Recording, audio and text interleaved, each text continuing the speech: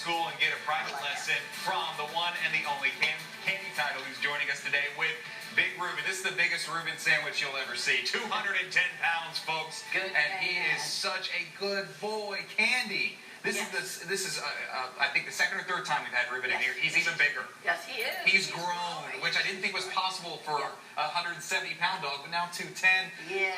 And still such a great dog through your training, and I know you've got to be proud of him and all your clients that come through, right? Yes, we're very proud of him, and he's a therapy dog too. Is he really? So he goes around to the hospitals and to the children's live-in facilities, and he just passed his test to go to children's, which is what we wanted to do. We do UEMS, but now we can go to children's, and I think that will make them very happy. I think so too. He is a big hunk of love, and this is one that a lot of people say, how do you train a dog that big? Big, tall, doesn't matter. You train every dog, puppy to adult, even when some people think it's too late to train a dog, you say it's never too late. It's never too late. I trained a 7-year-old dog to pull a cart. Really? Yeah, it was pretty amazing. That is pretty incredible. Okay, so what's your basis for training? How do you like to approach the process, and where do you tell folks that come in a good starting place? Well, a lot of people will call me up and say, oh, I got a new puppy, I have to learn how to discipline my dog.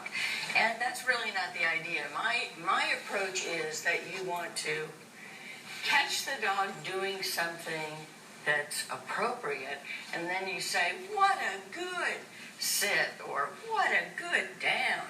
And you start teaching the dog what those vocabulary words mean. So you put him in a down, good, down. You give him a cookie, and you make a big fuss because that's an appropriate behavior. So as soon as your dog comes into your home, whether it's a rescue, whether it's a puppy, you want to let it know what the rules are, because good relationships, really, people need to know what the rules on both sides, so that the dog can be correct, and you can say, that's it. Give it a cookie, give it a name, and that's going to increase the frequency of that behavior occurring.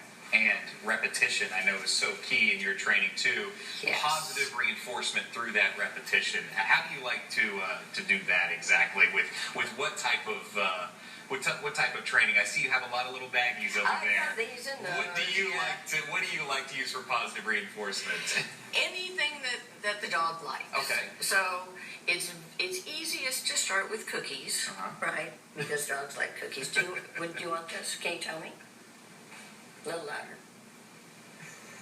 Louder? Okay, well, you can do it loud enough, I'll give it to you. Okay, gotta wait. Tell me. Sorry. Might be a little camera Put shy. it over there. Okay, so I asked people to bring chicken hot dogs, mozzarella cheese, Vienna sausage. All those things dogs love. It's not hard on their stomach. But some dogs are just not food motivated. Food is the easiest way to get the dog to do what you want it to do. If it's not food motivated, you can use a tennis ball, you can use a tug toy, you can reward the dog by, maybe you're working on weight and you open the door to the backyard and then, okay, and the dog flies out the backyard. And that's a huge reinforcement for the dog. And it sure beats a little piece of cheese. That's true. Okay. Yes. But cheese or anything is good for starters. And I know not all treats are the same. You have different level treats for different actions, right? To really increase the awareness of the dog, making sure that they do something even better, then they'll get a better treat. Right. And so we use low-value treats, for instance, Cheerios. Maybe the dog already knows how to sit, but he doesn't know how to do it down. So we might ask him to sit, give him a Cheerio, and then we might have to break out a piece of liver to lure him into a down position, and then tell him what a good down, and give him his cookie.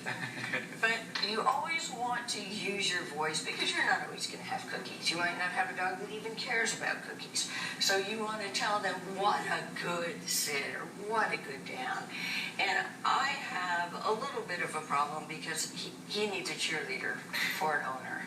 And there are dogs that are just a little bit shy, and when I hoot and holler, because they did what I asked them to do, they're like, what's with you? Yes. So I encourage people with dogs that are a tiny bit shy to hoot and holler at home in response to, oh, I gave you a cookie, woohoo, that was so good. So the dog learns that, oh, good food and that noise, it didn't matter. Oh, okay. Right. And there's so many different things to learn too at O Behave Dog School. For example, if any pet owner out there has ever seen their dog grab something it's not supposed to and just about to take off, let me tell you, the leave it phrase is so vital in that circumstance. It'll save shoes, remotes, and just about anything else that dogs can get their hands on, and that's something else you can learn at O Behave Dog School. So go online, check it out. You can always call Candee at the number on your screen, and you will be in shock at what your dog is able to do after a couple of private lessons. And even, look at this,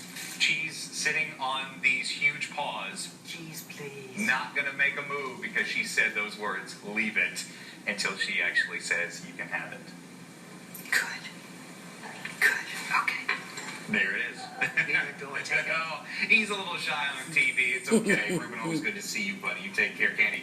Have a great summer. We'll see you next time. Yeah. Coming up next, we're making tiny tomatoes.